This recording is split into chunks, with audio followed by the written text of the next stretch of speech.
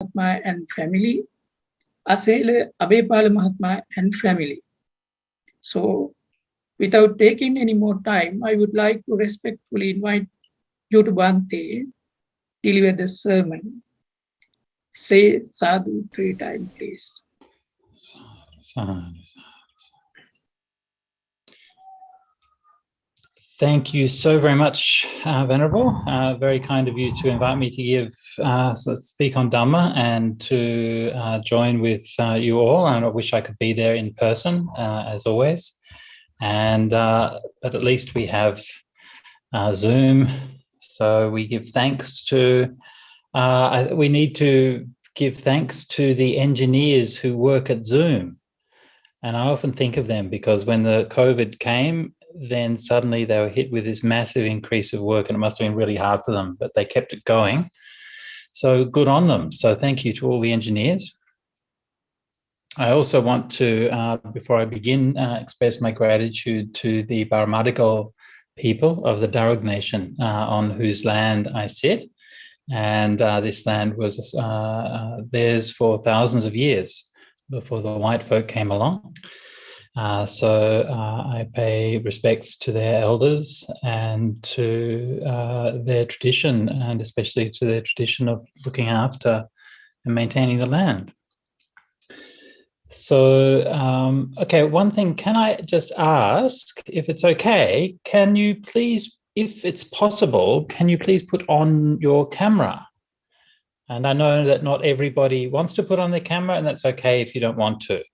But if you can, I appreciate it, because at the moment I'm sitting here giving a talk to a bunch of black squares, and it's not very entertaining for me, I have to admit. So I would appreciate it if you can turn your cameras on, as many as possible, so that I can see who I'm giving a talk to. Good. Thank you, Gayatri, for doing that. Thank you, Nilukshi, Tala, Tevindu. Thank you. Nice background. You have what? That's the San Francisco Golden Gate Bridge there. Yeah, it is. Yes. Hi, Yosefa. Hi, how are you?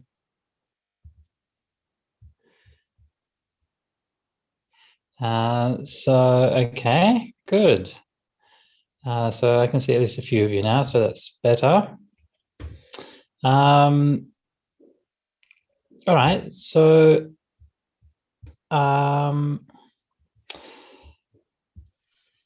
we were given that, I was given the talk of the big picture, which is good. I like it. It's a nice title. And so I will try to live up to that talk. So what I might do is speak a little bit to that topic and then lead into some meditation. And maybe we can do some meditation, maybe 10 minutes of meditation a little bit later, and then have some questions.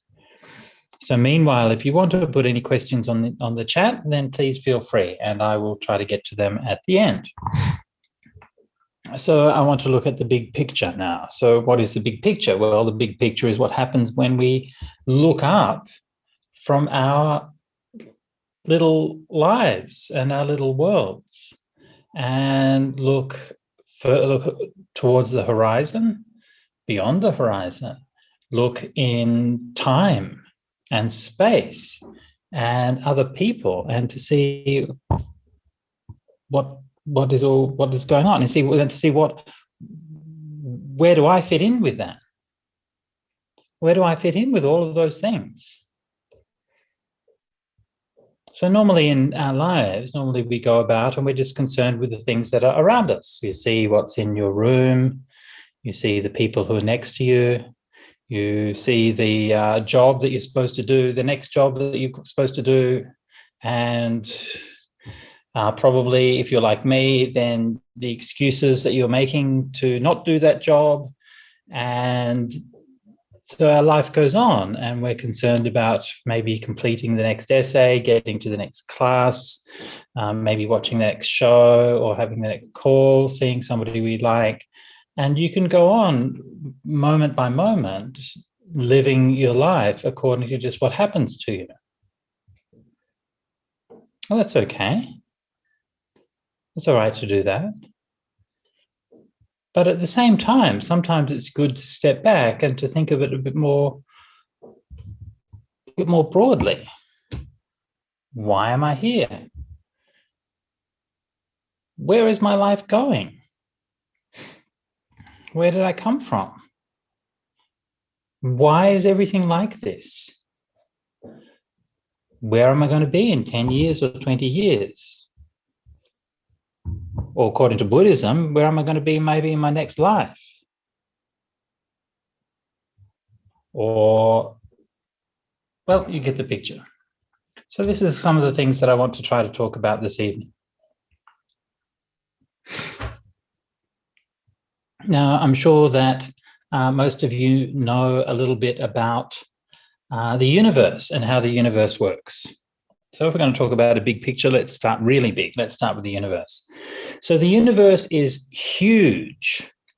It's like so incredibly big that you can't just even imagine it. Like if you would imagine something that's like really, really, really big, then the universe is just like so much bigger than that it makes that look completely tiny. And how big is the universe? Is the universe infinite or not? Does it just keep going on forever, or is it an end to it? Actually, scientists don't really know. And this is one of the things that the Buddha spoke about 2,500 years ago. And the Buddha knew that the universe was huge. He knew there's countless star systems and galaxies and all of these kinds of things. And he said that you can't really know whether the universe is going to be infinite or not. And 2,500 years ago, later, we still don't know.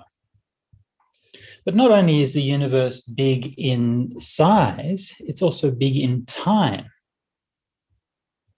It's really old, like even older than mum and dad. I know, right? Might seem like nothing can be older than mum and dad, but yes, the universe is even older than that. It's even older than your grandparents and their grandparents and their grandparents. Billions of years old. And again, modern science can estimate how old the universe is. And, usually I think it's something like 16 billion years or something like that. They say the universe is something along those lines. And again, I don't know, is this a coincidence or not, or why, I don't know. But if you look in the Buddhist suttas, the Buddha talks about how old the universe is. And if you do the math from what he talks about, then you end up with about the same number of years. Actually, the estimate of how old the universe is, according to the suttas, is probably something like 30 billion years. So it's not too dissimilar to the answer that modern science gives. So that's big. And that's a big scope of things. It's huge. And one thing that the Buddha has said about that is that wherever you go, and however long you spend, the Dhamma is still there.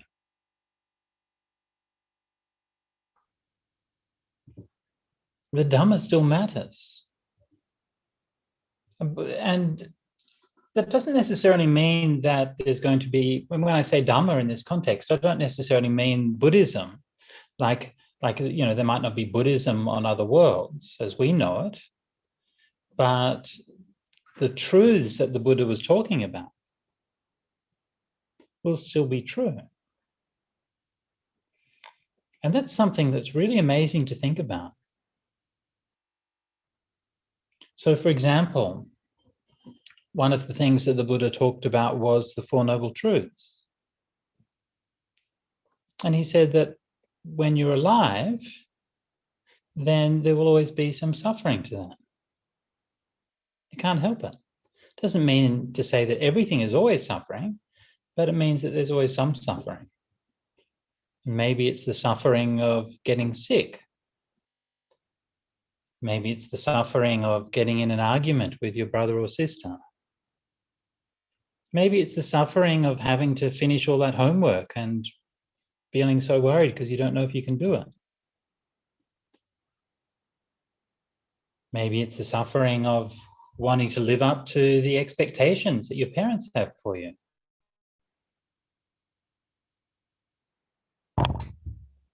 Maybe so many different kinds of ways that we can suffer in this life. And the Buddha said that this is normal. And so we're always trying to get out of it and trying to not suffer. But the Buddha said, look, it's okay, actually. Suffering is normal. Doesn't mean we enjoy it, doesn't mean it's good, but it means that it just happens. And it's amazing to think that if we were to go out into the universe and travel to a distant star and find an alien species and talk to them, then we would find that they too are suffering. And we could go there and we would find that it would be so amazing. And there would be so many technologies, so many ideas, forms of art, so many languages, culture, so many things that were so interesting and so fascinating in that culture. And you could say, wow, it's so amazing that these aliens can do all of these things and be so advanced. And you know what they would say? They would say to you, but you had a way to be free of suffering.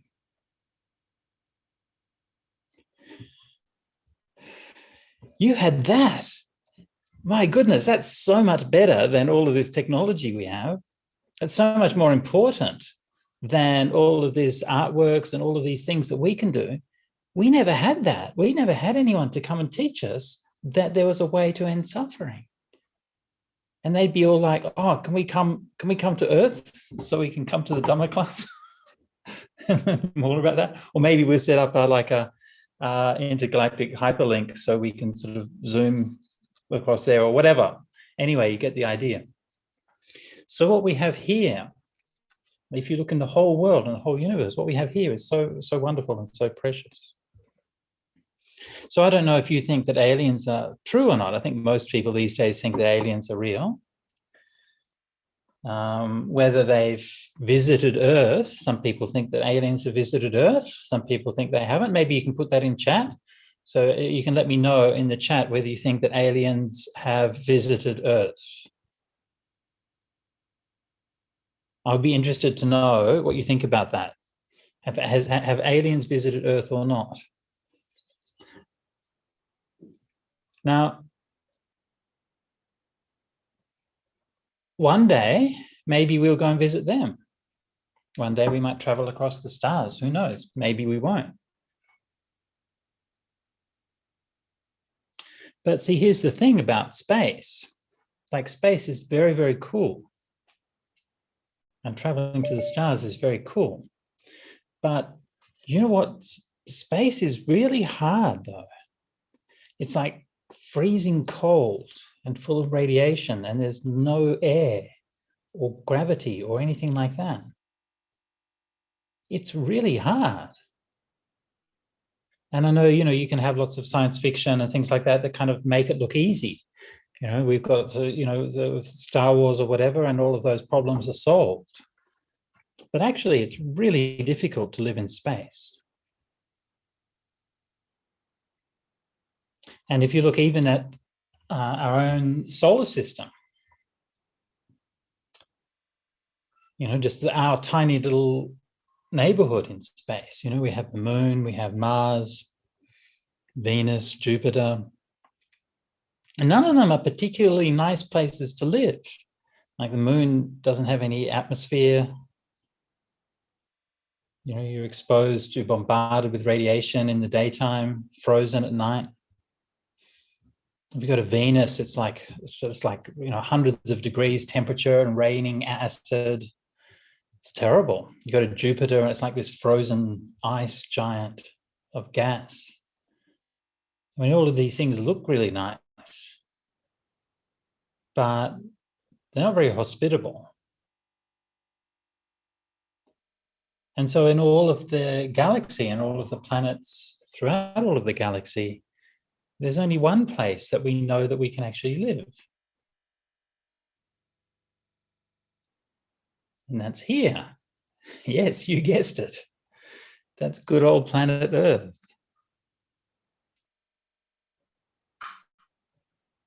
And what we see of our lives here on planet Earth is only a small fraction of what it is. Like Earth in the context of the galaxy, Earth is tiny, right? But from what we see, it goes on forever. Like you never reach the end of it. Well, obviously it's a sphere, so you never reach the end of it, but still. But think about it. Actually, if you look at the Earth vertically, then there's only a small bit where life can live, actually. Like the roots of the plants and the funguses and things like that go underground into the soil. How far? A few meters, a few tens of meters?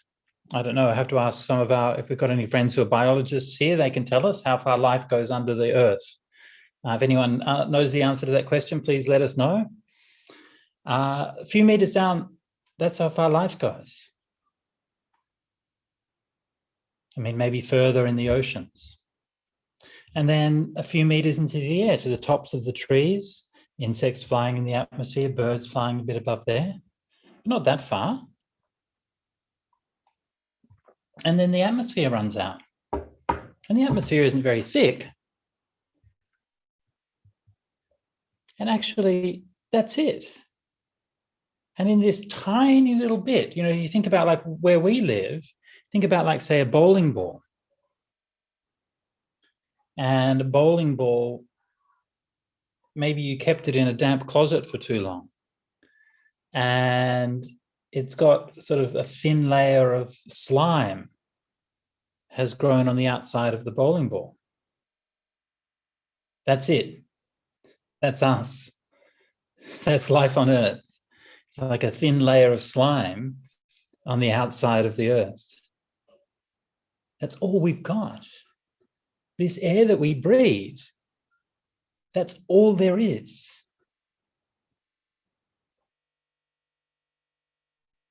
This water that we drink, that's all there is. The temperature.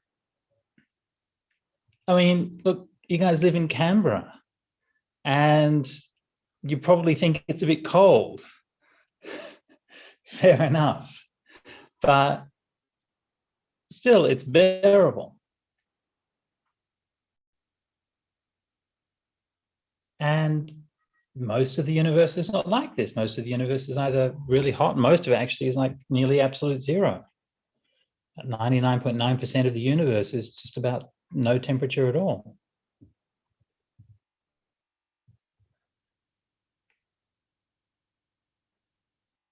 So only this tiny, tiny little bit of the universe is good for us to live on.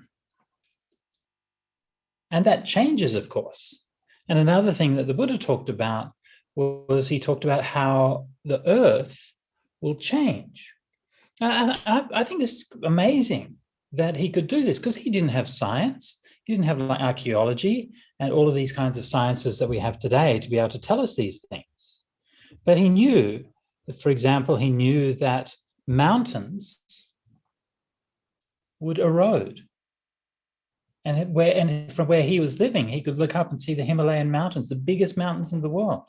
But he knew that those mountains one day would erode away and they just wouldn't be there anymore.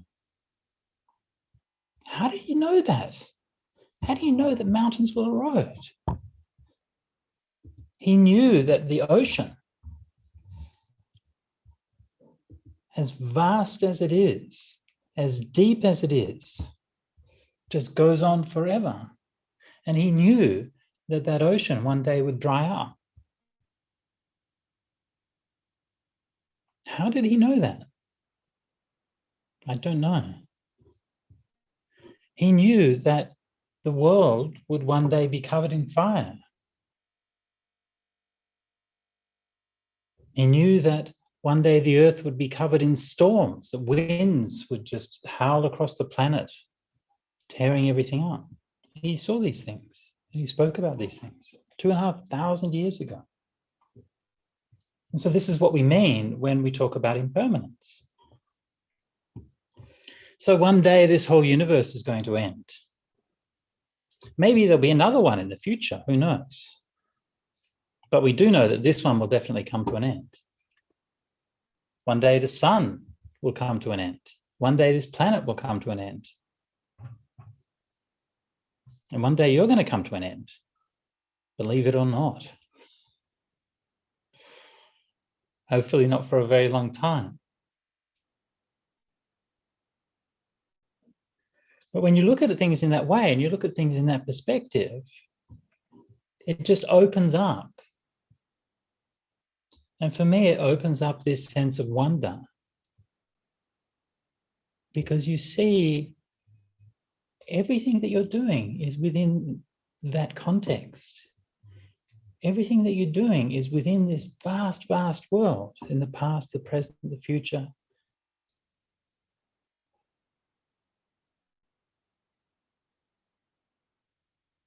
And so we can ask ourselves,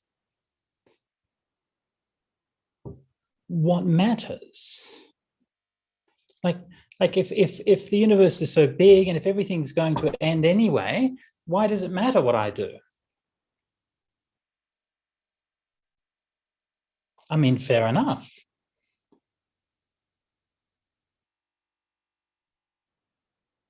Why does it matter?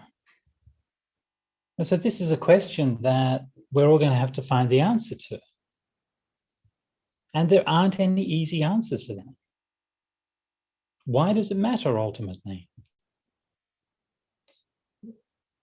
What the Buddha said was that it matters because happiness matters. Because happiness and suffering matter. Because what we do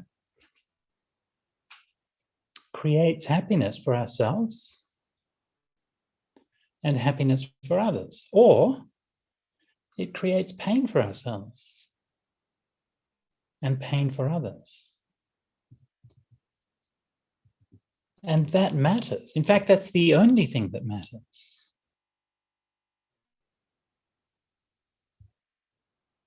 And if you go through all of the universe and you see all of the far-flung reaches of space, and you realize that there's just nothing there. It just goes on and on and on. And what matters is here. What matters is you. Yes, that's right.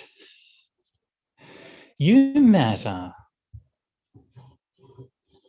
And all of the people who are on this call, I'm talking to you.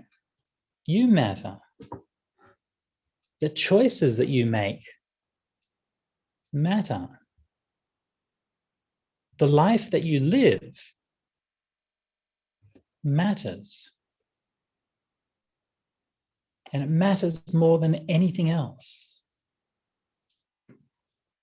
And we can choose this. We can choose to live a life that makes a difference. Or we can choose to make it, to waste our lives. Nobody's forcing you to do one or the other. You know, we are, in some ways, we are conditioned, like our life choices are conditioned. We're conditioned because of our culture. We're conditioned because of our parents. We're conditioned because of the people around us, because of our school, because of the education we receive, because of the things that we see and encounter. All of the things that we meet in our life, these condition us, these change us in one way or another. But they don't fix us. They don't force us to be one way or another. The most important thing that shapes who you are is the choices that you make. The choice to live a life of kindness, or the choice to live a life of cruelty. That's your choice. Nobody's making you do that. A choice to live a life of honesty, or a choice to live a life based on a lie. That's your choice. Nobody else can do that for you. A choice to live your life purely for your own selfish benefit, or to live your life for the benefit of many people. And we know what the Buddha did. Bahujana hitaya, bahujana sukhaya. Lived for the benefit and the welfare of the many people, for the happiness of many people.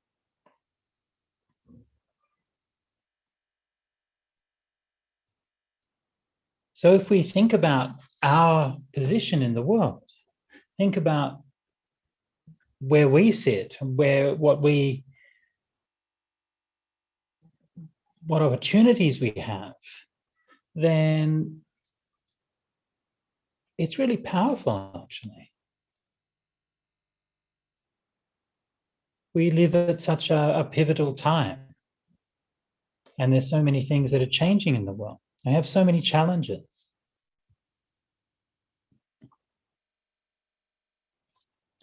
And we know that climate change is here.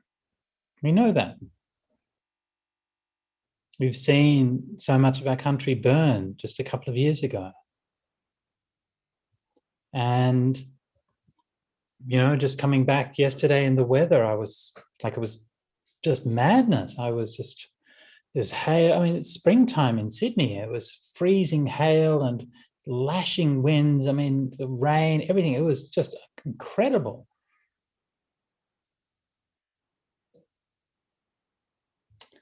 And, when we see these things, you can't sort of point to one thing or another thing and say, well, look, that's caused by this or that's caused by that. But this is what climate change means. Climate change means that all of these kinds of things are going to happen more and more. Everything we see is part of this world, part of this environment. And so life goes on, and every year we pump more heat into the atmosphere and create more chaos, more storms, more fires, more droughts. And it's not going to spare anywhere. It's not going to spare Australia. It's not going to spare Sri Lanka. So this is going to have to be our lives. And especially for the younger people here, it's going to have to be your lives. And I don't know what that's going to be like for you. I hope it's okay, but I fear that it won't be. So what can you do? Can you stop it? Can you change it?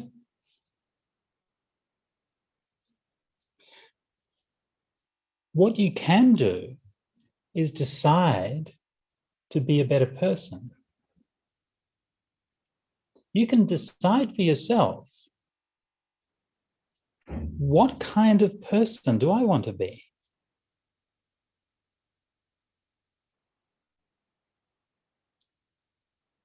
This is the main question that we need to answer that matters in our lives. What kind of person do I want to be?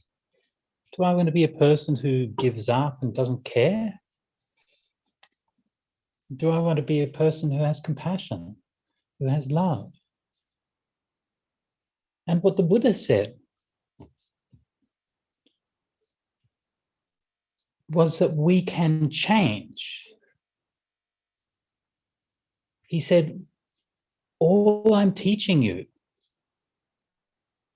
is to let go of what's unwholesome and develop what's wholesome. That's it. That's the whole of the Buddha's path. Let go what's unwholesome and develop what's wholesome. Now, the Buddha said, if this was not possible, I would not ask you to do it. but it is possible. That's why I ask you to do it. So remember, the Buddha never asked you to do anything impossible. Think about it. What did the Buddha say? Let go of anger. No? Anger is hard to let go of. Because why? Because secretly we like it. We like to think badly of someone. We like to indulge in those nasty thoughts. But we can let go of it. It's possible. Might not be easy every time, but it can do it. Think of all of the times in the past that you've been angry. Where is that anger now? It's gone. It's impermanent.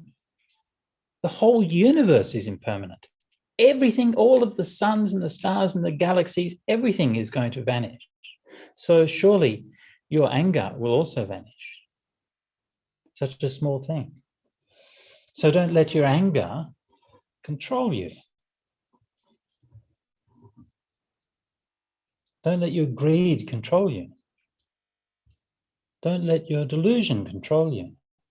You control those things. Don't let them control you. Choose to be a better person. And each time we make that choice, it gets a little bit easier. And that is the secret to living a life that matters.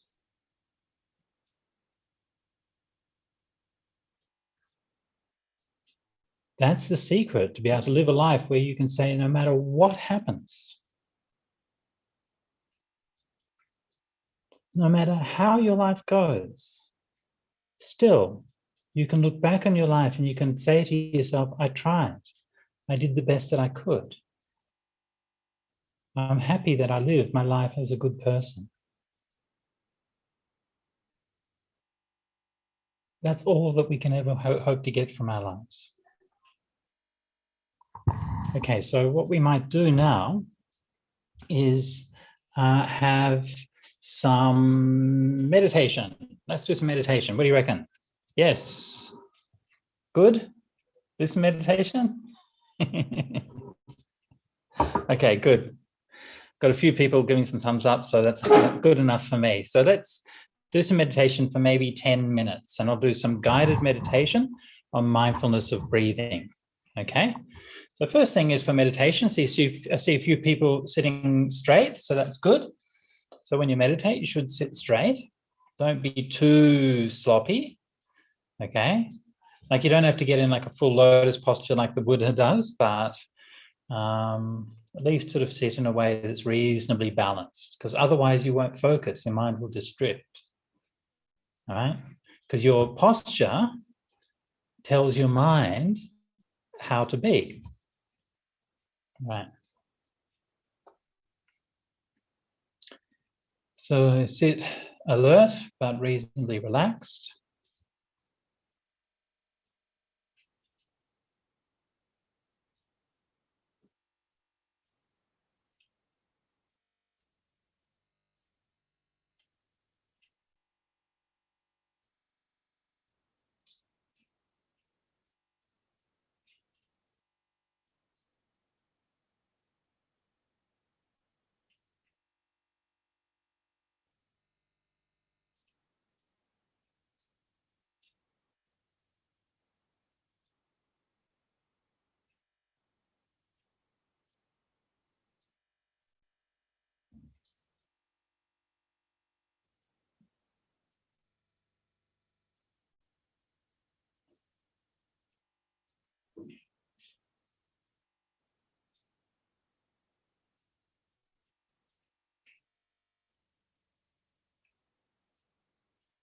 And then just let your mind be aware of the gentle feeling of the breath as it comes in and goes out. Breath coming in and breath going out. Breath coming in and breath going out. Breath coming in and breath going out. So let it be soothing. Let it be calming.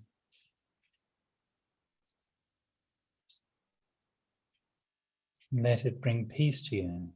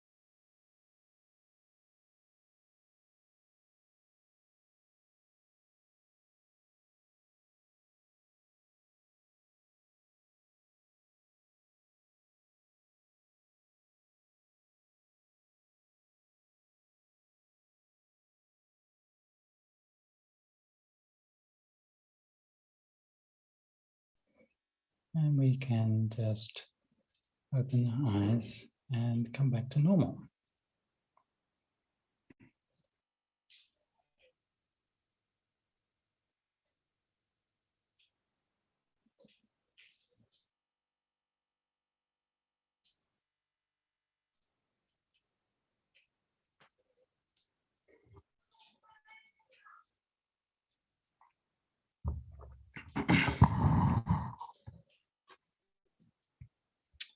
Okay, very good.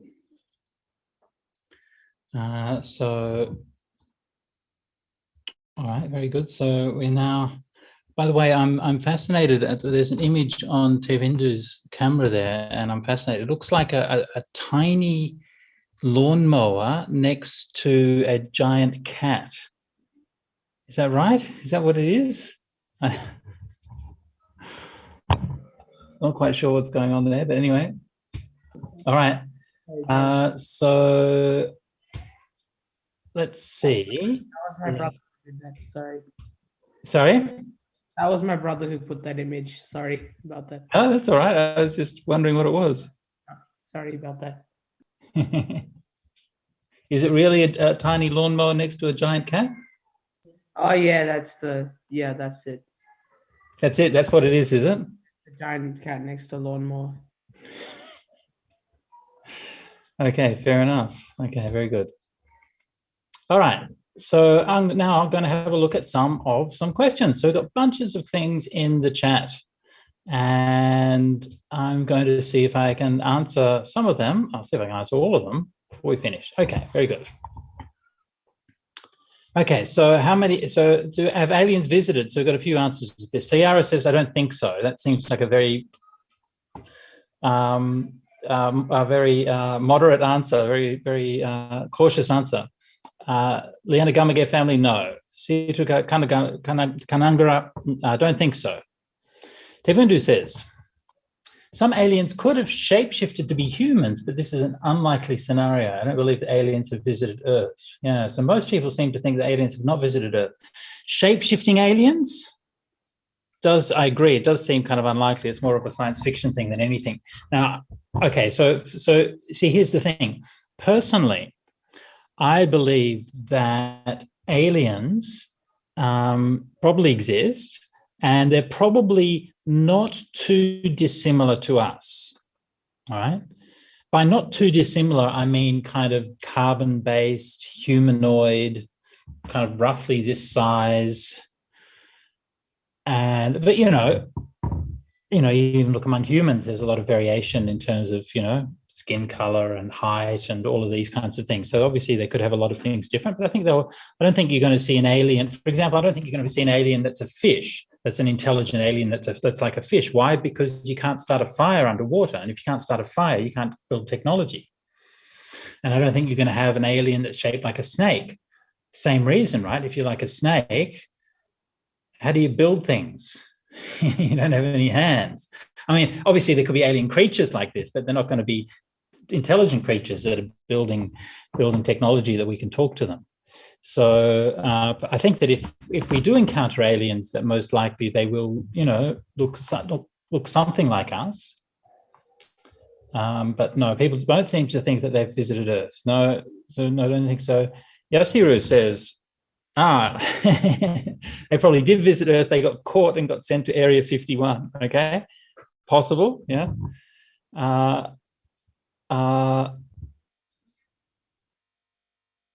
Ayansa agrees they probably went to Area 51.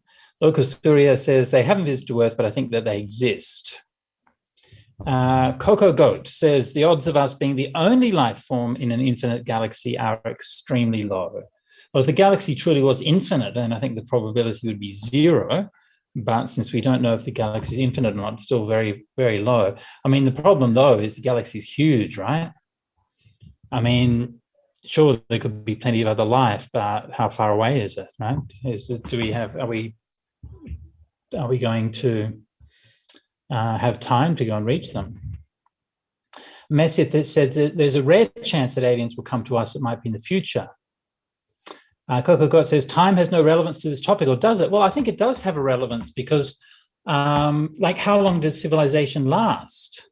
right? I mean, our technological civilization's only been around for a few decades, right? I mean, is it going to last for much longer? I mean, there's a chance that it might not. I mean, we have climate change, we have all of these threats that are coming in the future. We don't know whether our technological civilization will last. Maybe this is called the Fermi paradox. The Fermi paradox is a thesis that says, where is everybody? Why can't we see them? This is one of the answers to the Fermi paradox, is because they made themselves extinct. So Message says there's a rare chance aliens can come. Coco says aliens may not be aware of our presence too if they're not interested in our technology and innovations. I mean, this is another thing. Would they be interested in us? I mean, I tend to think they probably would be, just in the sense that, like, we're interested in things, right? So we're curious. And if you're going to build a technological society with innovation and energy and all of those things, then surely you must have curiosity, right? I mean, if you're purely passive and don't want to know anything, then you'd just, I don't know, hang out under a coconut tree and drink coconut milk or something. I don't know. But so I don't know. I kind of think most likely they'd be interested in it. But look, I mean, sure, there's a chance that they might not be, right? They might think we're too boring. I mean, maybe we're just too much dime a dozen, right? Maybe we're like, oh yeah, there's like a dozen Earth-like civilizations in our neighborhood, and it's too boring. It's like, how many shopping centers do you want to visit? Okay, methods, and our universe will come to an end, including Earth and the sun and galaxies. I don't know about heaven. Well, according to the suttas, according to what the Buddha said, when the universe comes to an end, so the Buddha, I mean, as I'm sure you know, said there are many different realms of existence, many different dimensions. And some of those dimensions are in the physical realm that we know. Some of them are in other planes that we don't really know. And what the Buddha said was that when the universe ends, that some of those will also come to an end at that time, but others won't. So when the universe comes to an end, all of the beings, the conscious beings, will get reborn somewhere. And they'll stay there until the universe re-evolves again, and then beings will sort of start to get reborn in Earth. That actually speaks to Oshada's question there. If the universe dies and all life on Earth, where will we go? So, I mean, technically the Buddha said that either you go to, some beings will, if they have done bad karma, then they get reborn in the lower realms, like in the hell realms and so on, and which might mean getting reborn in just the infinity of space. I don't know, but anyway, or if beings who've done good karma will get reborn in certain high heaven realms, they call the Abhasara Deva realms. So that might be a new home for us. Yeah, so look, I hope so, right? And that's speaks to what I was saying before about how, we choose to live our lives, right? So if we choose to live our lives in a good way, then that means that the Buddha said that our good karma is like a treasure house that nobody can take away from us. And so all of the other things in your life, you can get a good job, that's great, but then you can lose your job. You can build a nice house, that's great, but the house can burn down. You can have a nice family, and that can be great, but families can sometimes break up. So these things can happen, but the only thing that you can have that nobody can ever take away from you is your own good karma. And that will always stay with you. Okay, good. So there's some really good answers to this. So thanks for all of these. I'm going to have a look at some more answers.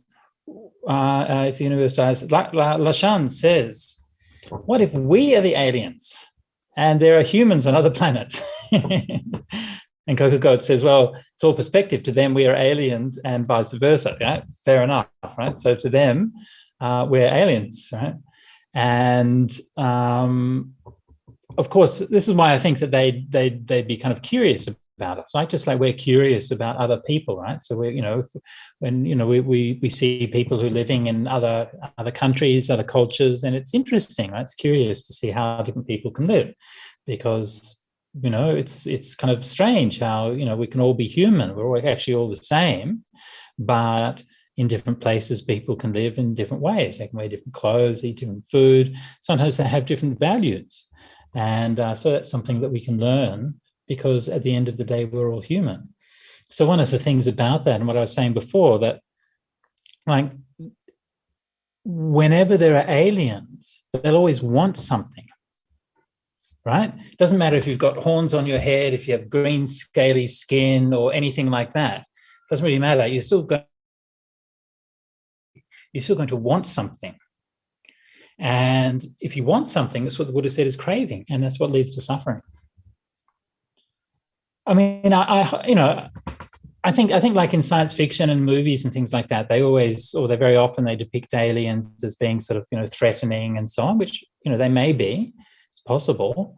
But, you hope that over time that beings will evolve and will grow and will learn some wisdom. So, I mean, I think that there's a good chance that if we do meet aliens, that they will be nice to us. I hope so, anyway. Anyway, Dulini says, ask me, what did I do before becoming a monk? I studied philosophy at university, and then after that I became a musician, and I played guitar in a rock and roll band called Martha's Vineyard, and we toured around Australia and played music. So that was fun.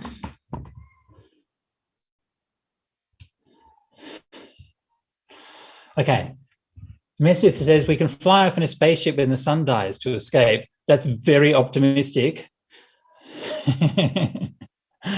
Very optimistic. First of all, you have to build like a lot of spaceships, and anyway, look, I mean, the sun dying is a long way off in the future. I mean, that's billions of years in the future, so that's not going to happen in the foreseeable time. But yeah, anyway, where would we colonize? Well, exactly, yeah. We can make a new home in the spaceship. So Messi says we can try to make a new home in the spaceship. Kokogott says, well, we've run out of resources. Yeah. So this is, of course, the problem. This is what I was pointing to before.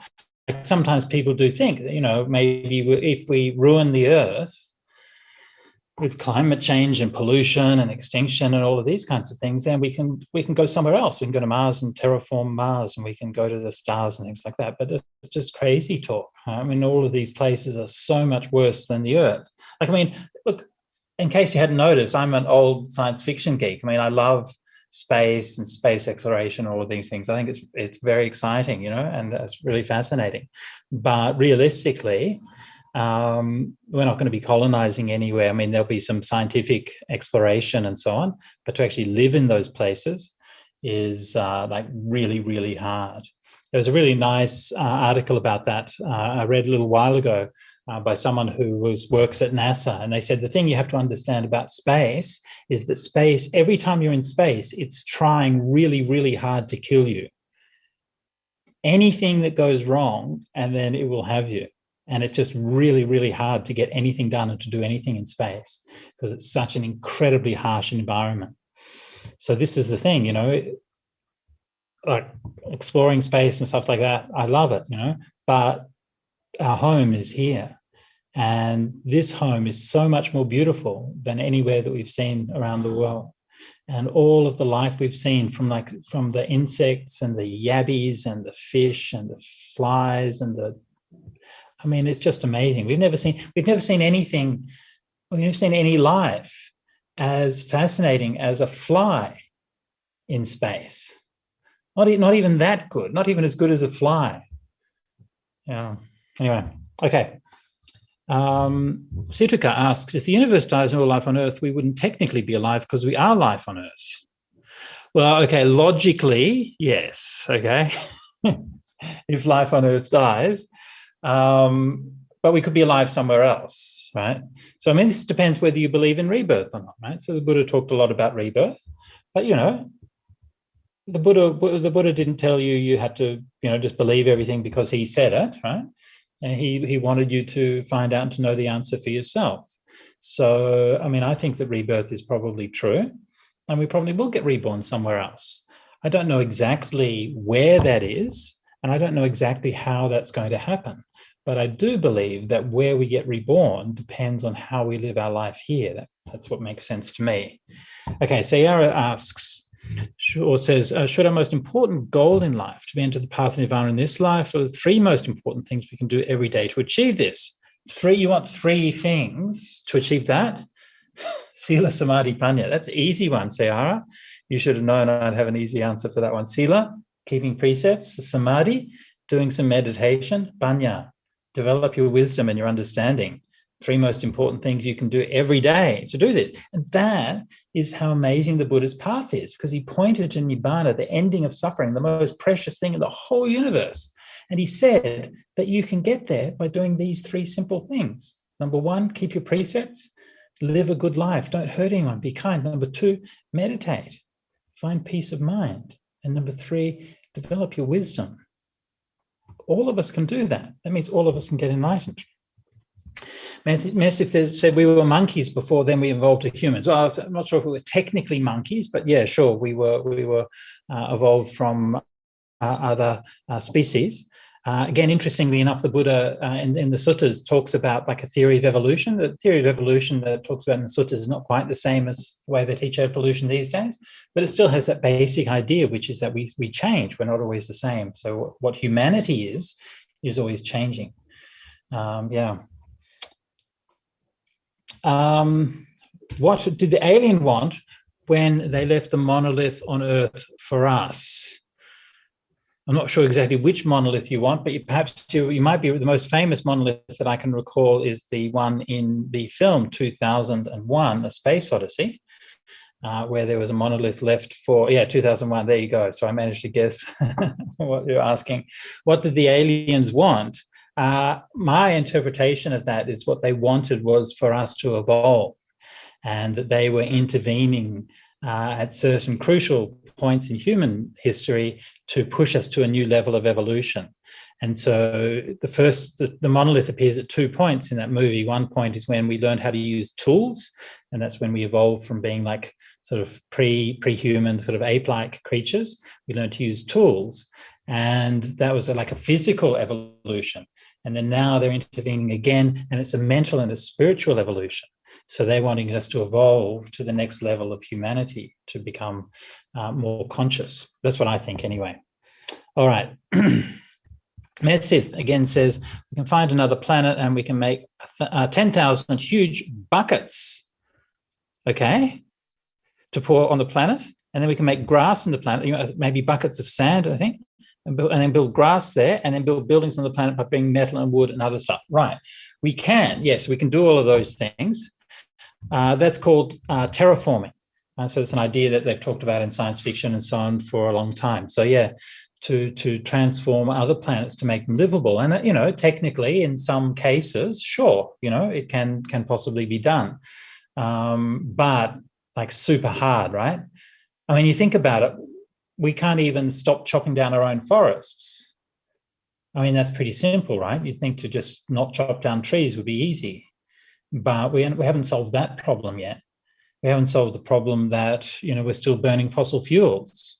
I mean, that's a relatively easy problem, but we haven't really stopped doing that yet.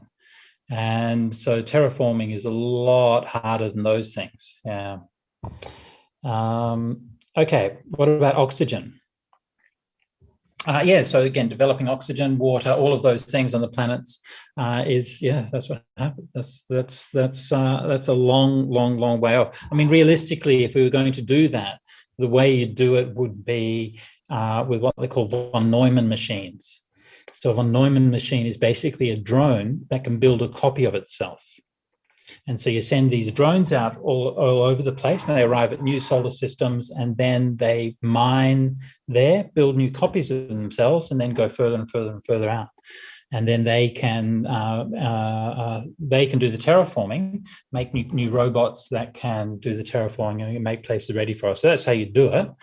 But again, not this year, not next year, not in the next 100 years. So yeah. All right. I think we've reached pretty much the end of the session, which is at 8:30. I'll answer one more question from Tevindu before wrapping up this evening. Tevindu asks, understanding suffering is caused from the desires that we have, what would be ways of getting those desires? Well, again, the Buddha's path, the threefold training, Sila, Samadhi, Panya, that's the way. To be content.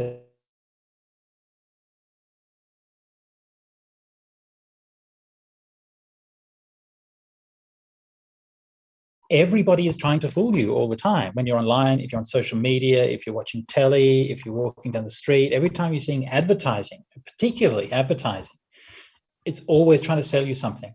It's always trying to make you want something. And don't believe any of it. Like if you wanted to make the number one rule in your life that was going to help you to counteract your desires and to live a better life, your number one rule would be never buy anything that you see being advertised.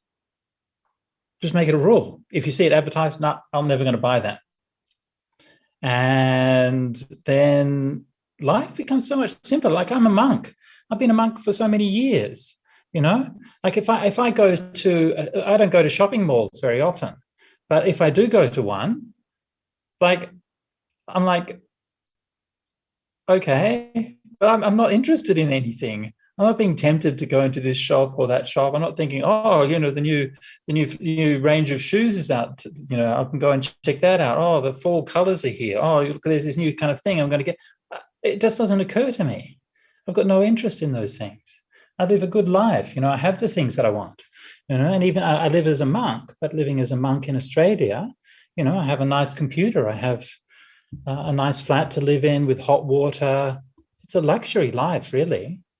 It's simple by Australian standards, but it's still a luxury life.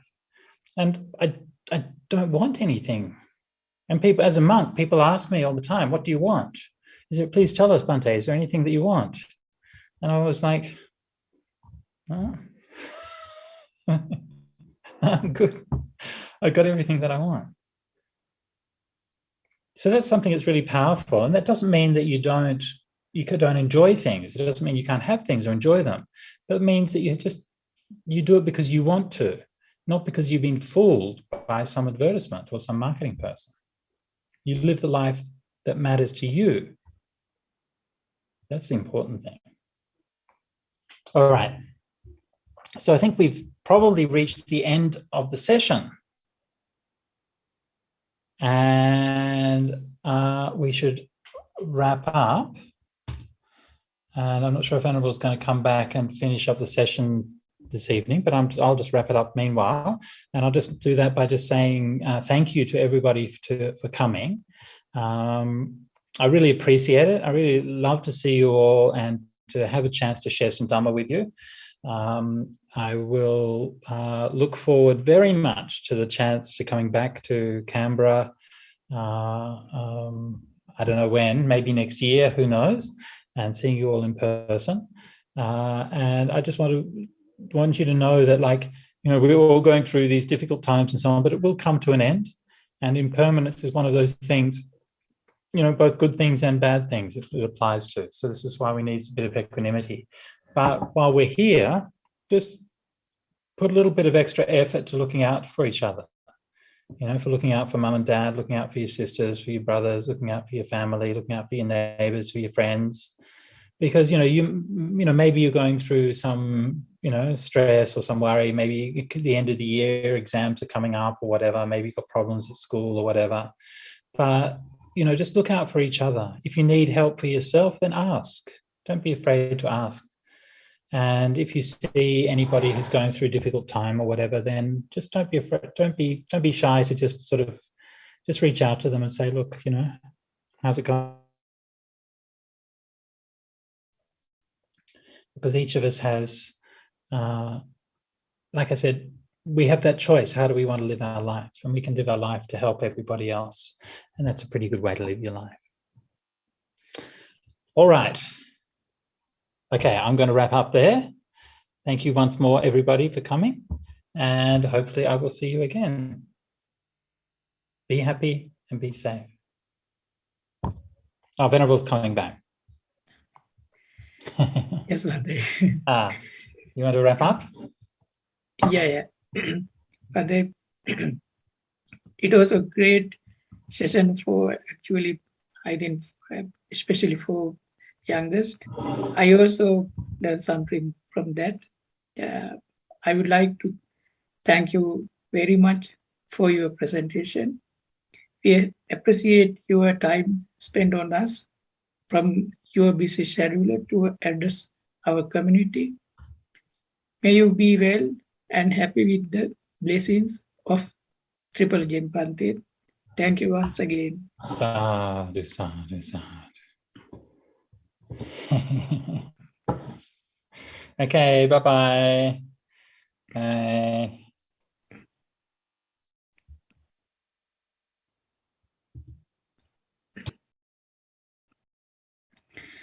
හොඳයි අද දවසේ සිද්ධ කරන්නට යෙදුණු මේ ධර්මානුශාසනාවෙහි දායකත්වයෙන් කටයුතු කරන්නට යෙදුනේ ලින් ලියනගේ මහත්මයා ඒ වගේම ලොකු සූරිය මහත්මයා ඒ වගේම තුෂාර අබේපාල මහත්මයා අසීල අබේපාල මහත්මයා ඇතුළු ඒ පවුලවල හැමදිනම පින්තුන් එකතු පහදු වෙලා කිනාද දවසේ විශේෂයෙන්ම මේ නිවාඩු කාලය තුලදී දරුවන්ගේ මානසික සුව පහසුව සැලසීම පිණිසයි අපි මේ ධර්මානුශාසනාවේ නැත්නම් මේ කටයුතු සංවිධානය කරගන්නට යෙදුනේ මේ උත්තම කටයුත්ත වෙනුවෙන් සහයෝගය දක්වන්නට යෙදුණු ඒ දායකත්වයේ දරන්නට යෙදුණු පින්නන්ත හැම දිනාටම බොහොමත් පින් සිදු වේවා අද දවසේ මේ සිද්ධ කරන්නට යෙදුණු ඒ උත්තම ක්‍රියාවෙන් අත්පත් වන්නට යෙදුණු සියලුම කුසලානිසංස ධර්මයන්ගේ ආනිසංසය අනුභව බලය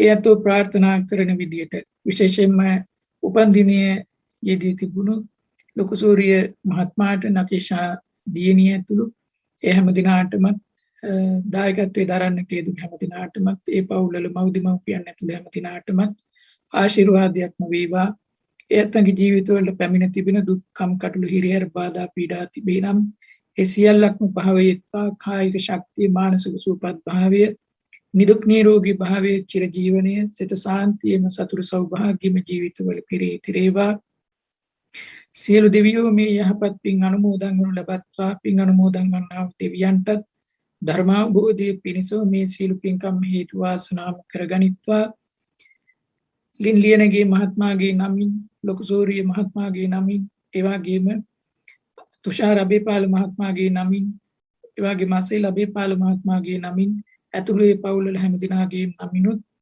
පින්නන්ත ඔබ අප හැම දිනාගේම නමින් මේ පරිලෝයන්ට යෙදුණු සියලු මේ ගිය ඥාතීනුත් මේ පින් අනුමෝදන් ලබත්වා එයත් දුක්ඛ කණින් අත මිදෙත්වා නරක ආදී සතර පායන් වලට ගොදුරු නොවෙත්වා ඉක්මනින්ම මේ දුක්ඛිත සසර ගමනින් අත මිදෙන්නට යත්තන්ටත් මේ සියලු පින්කම් හේතු වාසනා කරගනිත්වා පින්නන්ත ඔබ හැම දිනාටම අයහපතුන් අසුරක් නොලැබේවා යහපත් ගුණ ඇති කල්යාණ මිත්‍ර ධර්ම සම්පත්තියම ජීවිතයේ නිරතුරු උදා වේවා තම තමන් ජීවත් වන නිවෙස් සතුටින් සෞභාග්‍යයෙන් සපිරේවා තව තවත් මේ ලැබුණු උත්තම මිනිසත් භවයේ තුලදී බුදුරජාණන් වහන්සේගේ ධර්ම මාර්ගයේ තුල ගමන් කොට ඉක්මනින්ම මේ ජාති දුකින් ව්‍යාධි දුකින් මරණ දුකින් පිරුණු සසර ගමනින් අතර ඈතර වී ලබන්නා වූ නිර්වාණ ශාන්තියෙන් සැනසුමත්පත් කරගන්නට මේ සියලු කුසලියෝ හැම දිනාටම හේතු වාසනාම වේවා කියන පැතුමින් සාදු කියලා ප්‍රාර්ථනා කරගනිමු.